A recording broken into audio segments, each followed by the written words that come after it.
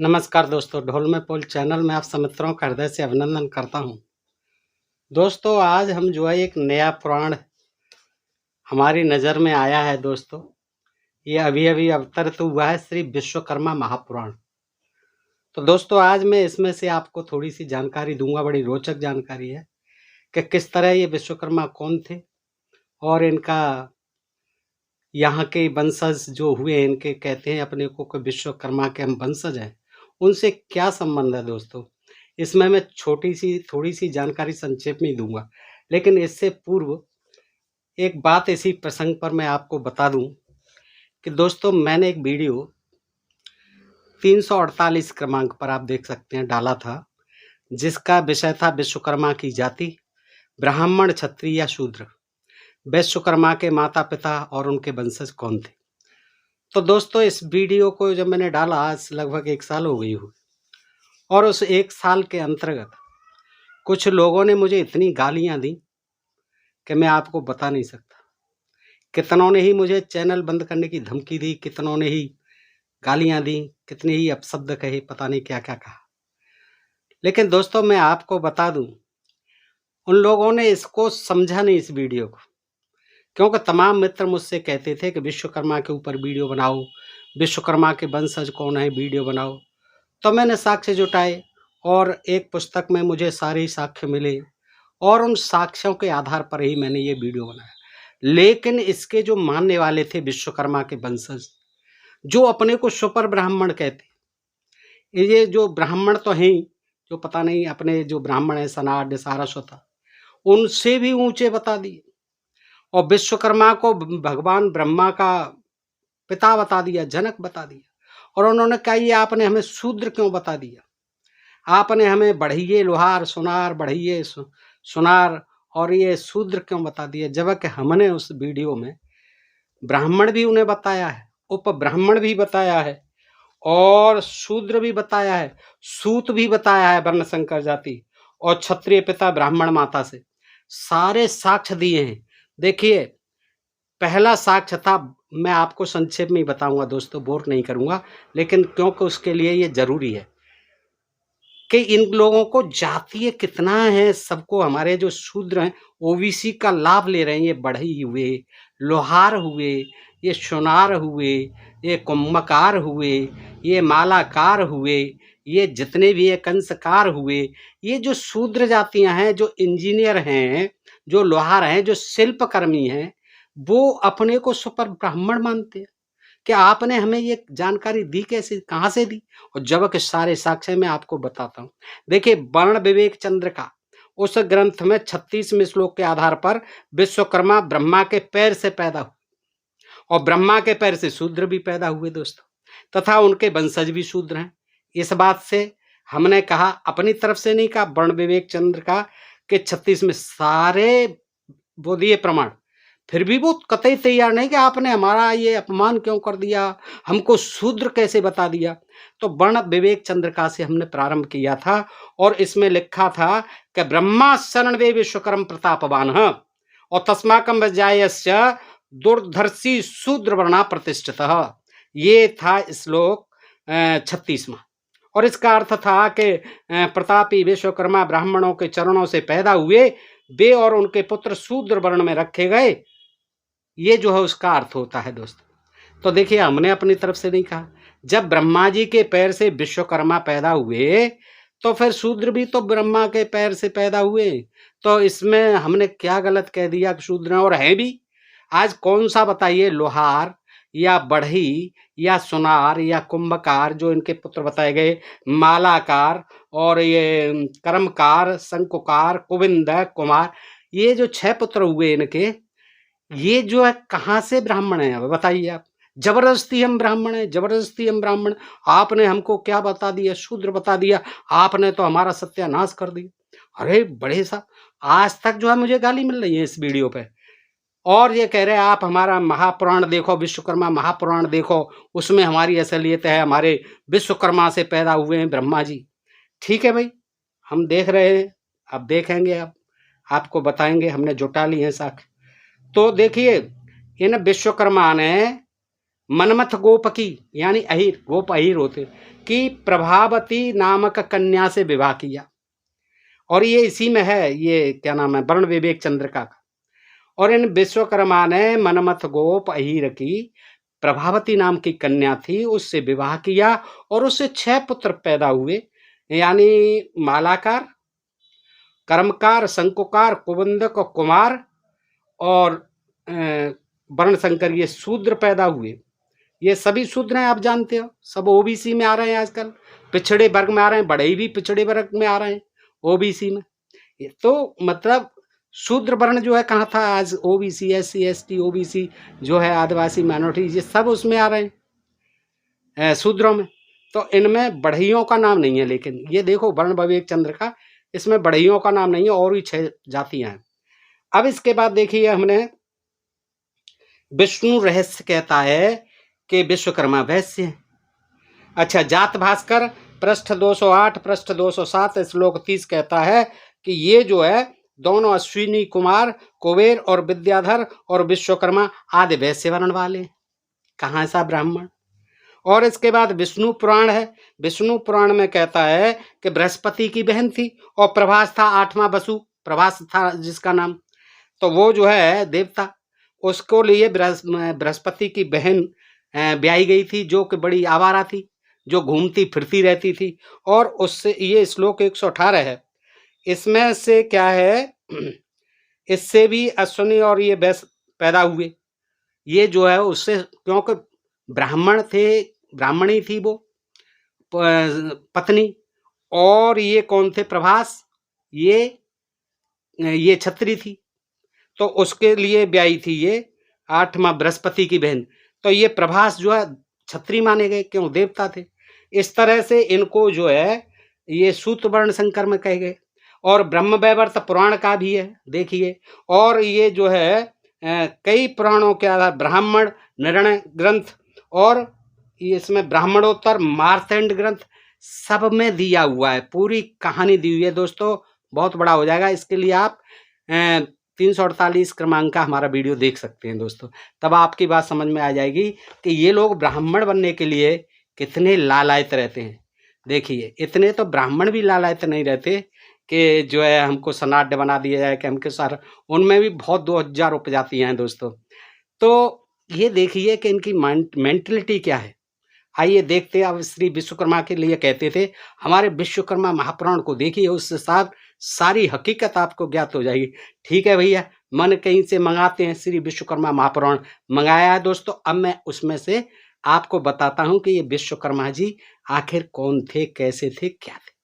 अब इसमें जो है देखते हैं। आज देखिए दोस्तों, यह है श्री विश्वकर्मा महापुराण, और यहाँ कुछ नहीं लिखा है प्रकाशन, जैसे गीता प्रेस गोरखपुर का लिखा रहता है, यहाँ कोई प्रकाशन नहीं है। अब अंदर देखते हैं, अंदर देखते हैं। तो खोला पेज दोस्तों, श्री विश्वकर्मा पुराण, ये किसी व्यास जी ने नहीं लिखा है जो पुराने थे, न गीता प्रेस गोरखपुर से छपा है दोस्तों।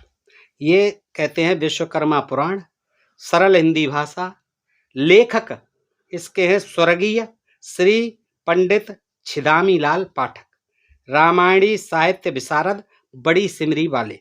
स्वर्गीय इनके साथ में है 3 और हैं, स्वर्गीय श्री भानु शेखर पाठक नरसिंहपुर, श्री पंडित अंबिका प्रसाद पाठक नरसिंहपुर, श्री पंडित हरिप्रसाद पाठक गाडरवाला। ये पाठक जो है वही हैं दोस्तों जिनको के रामभद्राचार्य जी ने कहा कि ये सब जो है हमसे नीचे हैं, त्याज्य, हम इनके साथ रोजी बेटी का संबंध नहीं कर सकते। ये पाठक और दीक्षित कई उन्होंने बताए इस तरह के, ये वो हैं ब्राह्मण। ठीक है, अब इन्होंने ये लिखा है, 4 आदमियों ने लिखा है। और देखिए प्रकाशक यहाँ दिया हुआ है, हीरानंद पब्लिकेशन, हीरानंद पब्लिकेशन है प्रकाशक, 1347, गली अम्बेवाली, मशहूर दवाखाने के सामने, फरास खाना दिल्ली। ये जो है वहाँ दिल्ली से प्रकाशित है दोस्तों। इसके बाद इसमें कहीं भी ढूंढने से आपको सन नहीं मिलेगा, प्रकाशन वर्ष, क्योंकि ये अभी की छपी हुई है। ठीक है ना, प्रकाशन वर्ष का मतलब ही नहीं है, इसलिए लोग जो है इसको पुरातन माने। लेकिन ये स्पष्ट हो गया कि ये नया है, गीता प्रेस गोरखपुर ने नहीं छापा है। ये मध्य प्रदेश से हैं, मध्य प्रदेश से हैं। इसके लेखक जो है 4 लिखे हैं दोस्तों। अब जो है इन्होंने जैसे भूमिका बनाई जाती है उनमें जो अन्य पुराण थे हमारे, ऐसी इसमें कोई भूमिका नहीं है। सीधे सीधे जो है विश्वकर्मा पुराण की ये वंदना करते हैं। और दोस्तों मैं संक्षेप में ही बताऊंगा ताकि आपको बोरियत न हो और ज़्यादा से ज़्यादा समझ में आ जाए। जो लोग विशेष तरह से जो डिमांड करते थे वो तो अवश्य देखें दोस्तों। इसमें कहता है लेखक कि विघ्नों के अधिपति और निरंतर वरदान देने वाले शंकर के पुत्र गणपति को और उनकी माता पार्वती को मैं नमस्कार करता हूँ और हमेशा कल्याण करने वाले 3 नेत्र वाले शंकर को भी मैं प्रणाम करता हूँ। निरंतर मनुष्य के चित्त को शांति देने वाले और आनंद देने वाले परम कृपालु विश्वकर्मा प्रभु को मैं नमस्कार करता हूँ और शेष नारायण की पीठ पर निवास करने के लिए अत्यंत रमणीय दिखने वाले ऐसे क्षीर सागर में रहने वाले लक्ष्मी सहित ऐसे प्रभु को भी मेरा प्रणाम है। और ब्रह्मा तथा सबके राजा श्री शेष नारायण, गायत्री, सूर्य और सरस्वती की भी हमेशा प्रार्थना करता हूँ। अनायासेन बुद्धिया, एक आदि श्लोक भी दिया है दोस्तों। अनायासेन बुद्धिया च ग्रंथोऽयं निर्मितो मया और लाघ्यमं शुद्धम चिंतव्य विदुद्दभी शुद्ध चेतसा।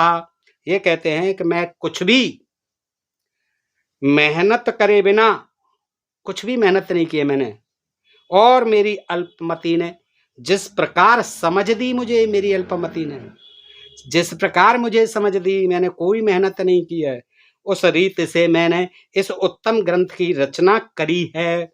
इसलिए इस ग्रंथ के निर्माण में यदि कोई भूल चूक नजर में आए तो विद्वान लोग मेरी इस भूल को हृदय से शुद्ध करें। ऐसी विद्वानों से तथा वाचकों से मेरी प्रार्थना है। क्षमा मांग ली लेखक ने कि भाई अब वो देखो वहाँ 4 हैं लेकिन यहाँ एक ही लेखक ने क्षमा मांगी और अपने मन की बात कह दी है कि मैंने ज़्यादा कोई मेहनत नहीं किया और जो है अपनी समझ से मैंने जैसा समझ में आया वैसे इस उत्तम ग्रंथ की मैंने रचना कर दी है। देखिए इसमें जो है 7वां अध्याय है, ये 32 पृष्ठ पे मैं आ जाता हूँ। इसमें 7वां प्रभु है, मतलब की बात आते हैं। श्री विश्वकर्मा प्रभु का आगमन कैसे हुआ। अब तक आपने तमाम जो है अन्य देवताओं को सुना, ब्रह्मा, विष्णु, महेश, इंद्र, राम, कृष्ण, शंकर जी, ये सब देवताओं का सुना।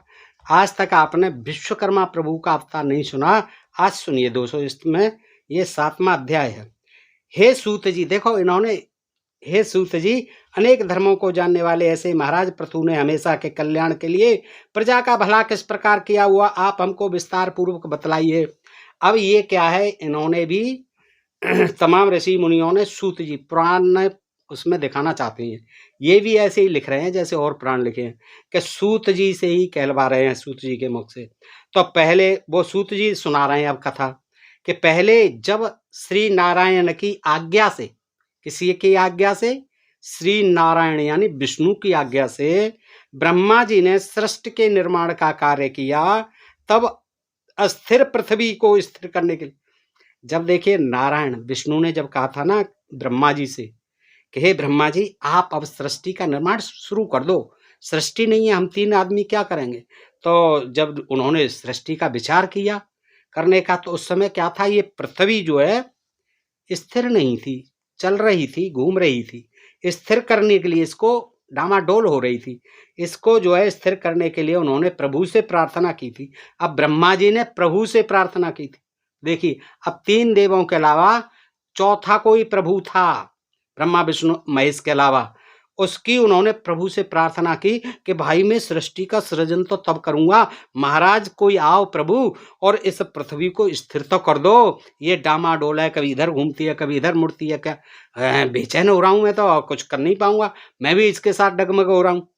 उसी समय प्रभु ने विराट विश्वकर्मा का रूप धारण करके डगमगाती धरती को स्थिर किया था। ओह, ये कहानी आज तक किसी पुराण में आपने सुनते जाइए दोस्तों, बड़ा आनंद आएगा। देखिए किस तरह से अपनी जाति को श्रेष्ठ बताने के लिए हर आदमी लगा हुआ है, ब्राह्मण बनने के लिए, ब्राह्मणों से भी ऊपर ब्राह्मण बनने के लिए, सुपर ब्राह्मण बनने के लिए, सर्वोच्च ब्राह्मण बनने के लिए क्या क्या लिख रहे हैं लोग। अब ये पुराण भी ऐसे ही लिखे गए थे, वो भी समय समय पर जो है लिखते रहे। अब देखिए अभी भी ये रुक नहीं रहे। अभी एक पुराण पहले मैंने बताया है, वो नया उतरा है ना, इसी तरह से ये भी है, नया है। अब इसके लेखक और प्रकाश देखिए आपने। तो अब क्या होता है कि ब्रह्मा जी ने जब प्रार्थना की कि हे प्रभु आओ, मैं सृष्टि का सृजन कैसे करूं, इस पृथ्वी को तो रोको। तो फिर क्या था, प्रभु ने विराट विश्वकर्मा का, और वैसे सब में कहा है कि ब्रह्मा जी ने ही पृथ्वी बनाई, सूर्य बनाया, चंद्रमा बनाया, विष्णु की नाभि कमल से खुद निकले हैं, क्षीर सागर में सोए हुए थे, उनकी नाभि कमल हो, नाभि में एक कमल होगा, कमल पर ब्रह्मा जी पैदा हुए, कहीं लिख दिया अंडे में से पैदा हुए, और उसी में से सारा ब्रह्मांड, पृथ्वी, जल, पर्वत, पदी, नदी आदि सब कुछ पैदा हुआ। तो यहाँ क्या कहते हैं, उनका भी पिताजी हो गए विश्वकर्मा। वो आते हैं उनकी फरियाद सुनकर, तो प्रभु ने विराट विश्वकर्मा, और देखिए दोस्तों, विश्वकर्मा, विश्वकर्मा ही नाम बनाया हुआ है, विश्व का कर्म करने वाला। अब विश्वकर्मा, विश्व को क्या मतलब है विश्व से, ये भारत कर्मा कहते तो भी हम मान लेते हैं। विश्वकर्मा बना दिया इनको, विश्व का कर्म करने वाले, विश्व का सृजन करने वाले हैं। तो विश्वकर्मा ये बना दिया, विश्वकर्मा, विश्व के शिल्पी, इंजीनियर। तो विश्वकर्मा का स्वरूप धारण करके डगमगाती धरती को स्थिर किया था। उन्हीं कृपाल विश्वकर्मा ने देवताओं के आवास की भी रचना की थी। देखिए इतने बड़े प्रभु थे वो, ब्रह्मा विष्णु महेश से, लेकिन उनके जो आवास बनाए थे उसकी रचना की, बनाए सब ये देवताओं के शिल्पी थे। हैं, जैसे आजकल राज होते हैं, हमारे यहाँ राज कहते हैं जिनको, मकान बनाते हैं, भवन बनाते हैं, और वो भी ज़्यादातर जो शिल्पी हैं वो शूद्र वर्ण में आते हैं। तो ये भगवान जो है, इन्होंने क्या किया था, ईंट गिलारे से सबके मकान बनाए थे, जैसे आजकल बनाते हैं देवताओं के।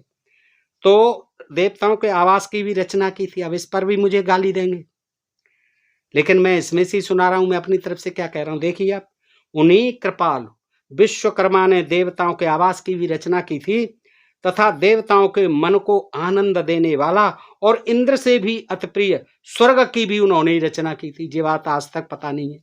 स्वर्ग की रचना की थी तो नरक की भी की होगी इन्होंने। नरक और स्वर्ग इन्हीं बनाए थे। आज सुन लो दोस्तों, विश्वकर्मा जी दैत्यों के साथ हुए इंद्र के संग्राम में इंद्र की मदद करने गए राजा पृथु ने उन्हीं भगवान नारायण विराट विश्वकर्मा का ध्यान धरा। ओहो, राजा पृथु की मदद में गए थे इंद्र के संग्राम में, दैत्यों के साथ गए थे। कौन? राजा पृथु। राजा पृथु गए थे तो उन्होंने क्या किया था, इंद्र को तो पता ही नहीं था कुछ, नारायण विराट विश्वकर्मा का ध्यान धरा। ओ महाराज आप आओ, ये ब्रह्मा विष्णु महेश सब फेल हैं, हमारे देवी देवता देवता जो है परास्त किए दे रहे हैं हमको, आइए हे भगवान नारायण विराट विश्वकर्मा जी आइए। जिन 4 भुजाओं वाले देव ने एक हाथ में, देखिए क्या, वो 4 भुजाओं वाले देवता हैं, उनके एक हाथ में गज है, गज नाप तोल करने का जो होता है, मीटर से छोटा होता है, पहले चलता था गज, गज धारण किए हैं, और दूसरे हाथ में डोरी। अब डोरी तो होगी ही, आप देखते हैं दीवार जब चिनती है डोरी बांधते हैं, तो बिल्कुल ठीक है, शिल्पियों के राजा थे वो। तो क्या किया, डोरी धारण की, एवं तीसरे हाथ में पानी पीने के लिए कमंडल रखा, और चौथे हाथ में पुस्तक धारण की। वो शिल्प की पुस्तक होती है, कैसे नाप तोल करके, वो इंजीनियरिंग की है किताब जो है वास्तुशिल्प की, तो पुस्तक धारण की है, और शरीर पर जनेऊ धारण किया है। हाँ, ये मत भूलना, ये तो देखिए जनेऊ तो बहुत जरूरी है, तभी तो ब्राह्मण सिद्ध होंगे। हैं, जनेऊ धारण किया है। ऐसे भगवान जो हंस पर विराजमान, ओ ब्रह्मा जी भी हंस पर विराजमान, सरस्वती जी भी हंस पर विराजमान, और ये भगवान भी, ये शिल्पकार होते इतने बढ़िया बढ़िया भगवान। कोई इन पे जो है औजार से कोई मशीनरी नहीं बनी, कोई स्कूटर बना लेते, कोई छोटी सी बाइक बना लेते, साइकिल ही बना लेते, सो कुछ नहीं बना, विश्वकर्मा हो गए। तो जो काय पे ये सब देवी देवता है, इन पे कोई इंजीनियरिंग नहीं थी। कोई तोता पे उड़ रहा है, कोई बाज पे, कोई कौए पे, कोई चील पे, कोई किसी पे है, कोई मोर पे, सब जो है पता है, कोई जो है कुत्ते पे चढ़ रहा है, कोई गधे पे चढ़ रहा है, कोई हाथी पे चढ़ रहा है, कोई किसी पे चढ़ रहा है, कोई शेर पे चढ़ रहा है। इन पे अगर विज्ञान होता तो आजकल की एक से एक बढ़िया कार बनाते, जहाज बनाते। आजकल तो प्राइवेट जहाज बन रहे हैं हमारे यहाँ, देखिए कितने आए, 180 जो है प्राइवेट जहाज ले लेके सेठ, इनको कहिए ये देवता थे हैं, कितनी ये वैज्ञानिक थे। आज इनसे कहो कछुए पे बैठ के चले जाओ, गधे पे बैठ के जाओ, मुर्गे पे बैठ के चले जाओ, मोर पे बैठ के, कौआ पे क्यों बैठेंगे, पागल, और कहेंगे हमें पागल बना रहे हो यार। लेकिन ये महाराज ऐसे थे, इंजीनियर थे, इंजीनियरों के गुरु थे, लेकिन इन पे एक बाइक साइकिल नहीं बनी। साइकिल भी विदेशों में पैदा हुई। जो हंस पर विराजमान हैं, और जिनके 3 नेत्र, हो ये और कमाल है देखिए। 3 नेत्र हैं, 3 नेत्र शिव जी हैं, त्रिनेत्र उन्हीं को कहा जाता है, उनके 3 नेत्र हैं, लेकिन इनके भी 3 नेत्र हैं देखिए। और एवं मस्तक पर कल्याण करने वाला आहा उत्तम मुकुट धारण किया हुआ है, सबका कल्याण करते हैं। वैसे ही जिनका शरीर हर जगह से एक सी वृद्धि पाया हुआ है, सब जगह से एक सा है, तथा जिनसे सभी देवताओं के स्थान और आवास का राजमहल से युक्त इन तीनों लोकों का सर्जन किया हुआ है, तीनों लोकों का सर्जन किया हुआ है, वैसे सारे विश्व का हित करने वाला सूत्रधार स्वरूप देव विश्वकर्मा हमारी रक्षा करें। सूत्रधार बढ़ई को भी कहते हैं दोस्तों, बढ़ई जाति में सूत्रधार आज भी हैं।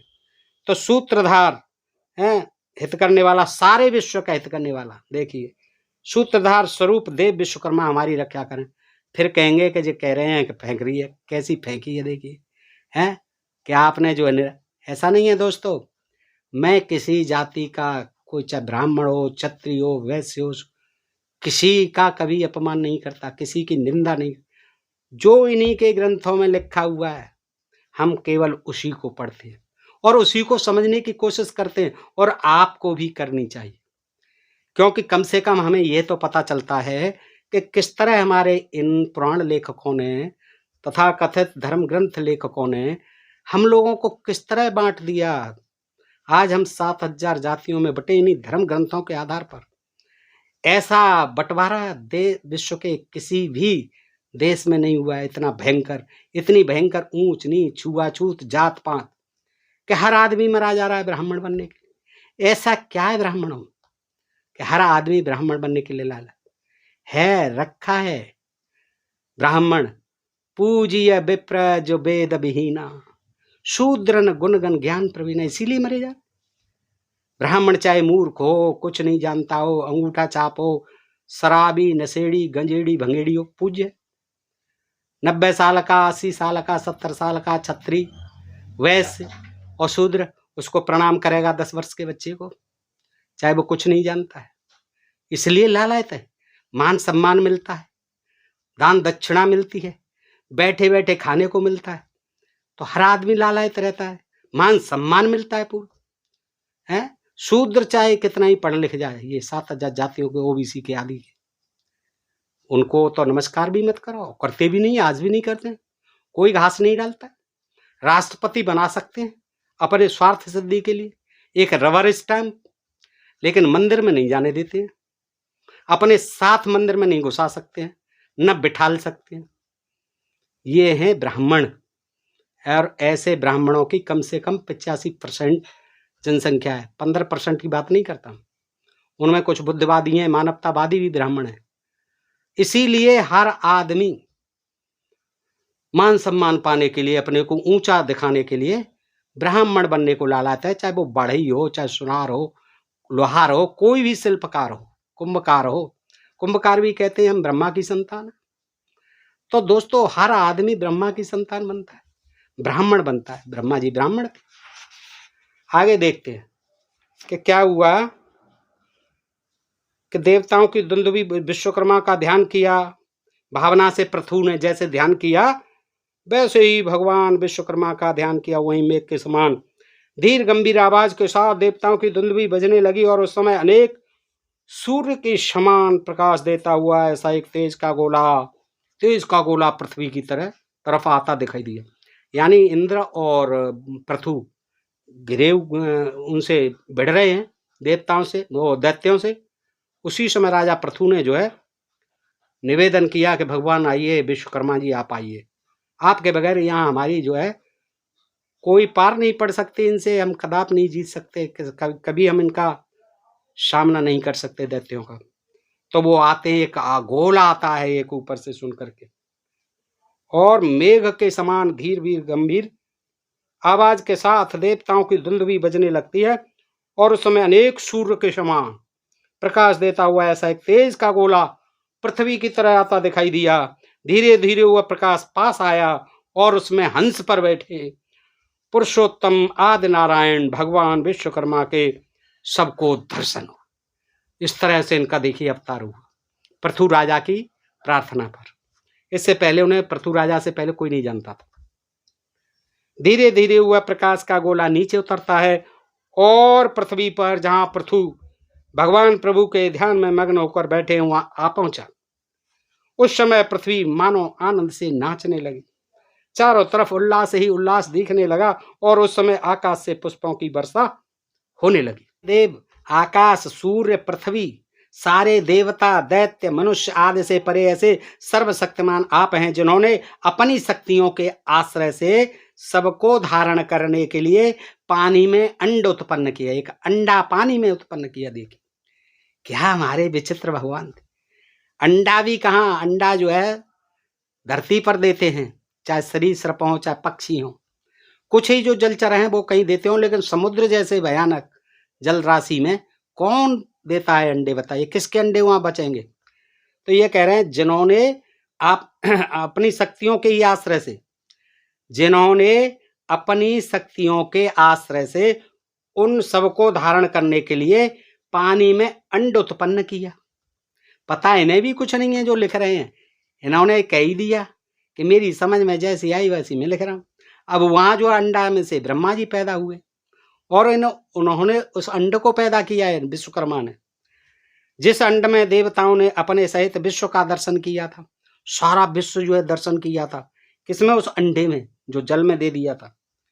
तो देखिए ऐसी ऐसी स्तुति करते करते ये कहते हैं कि हे देव, आकाश, सूर्य, पृथ्वी, सारे देवता और दैत्य, मनुष्य आदि से परे ऐसे सर्वशक्तिमान आप हैं जिन्होंने अपनी शक्तियों के आश्रय से, मतलब अपनी ही शक्तियों के आश्रय से सबको धारण करने के लिए पानी में अंड उत्पन्न किया था।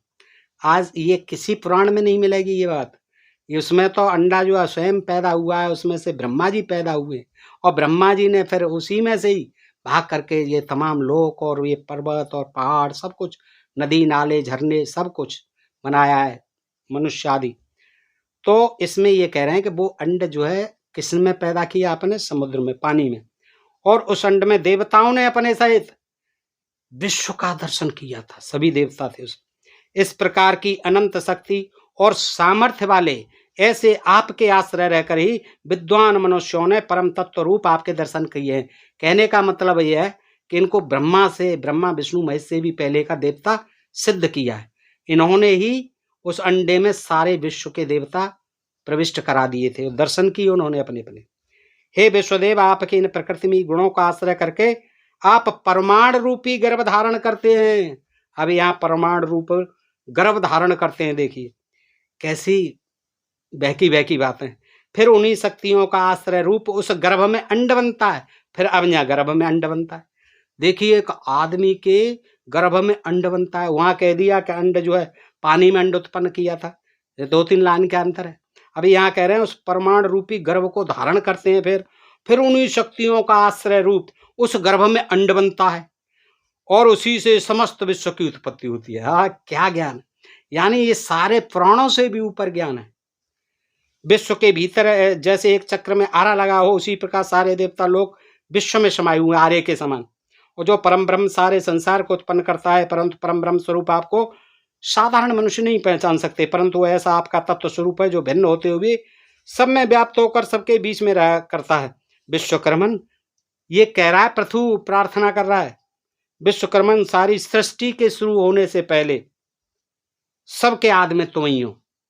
तुम ही दूसरे अनेक रूपों से पृथ्वी, आकाश, सूर्य, वाणी इत्यादि रूपों से प्रकट हुए हो और सारी औषधियों को भी उत्पन्न करने वाले आप हैं। जल वगैरह के गर्भ को धारण करने वाले भी आप हैं।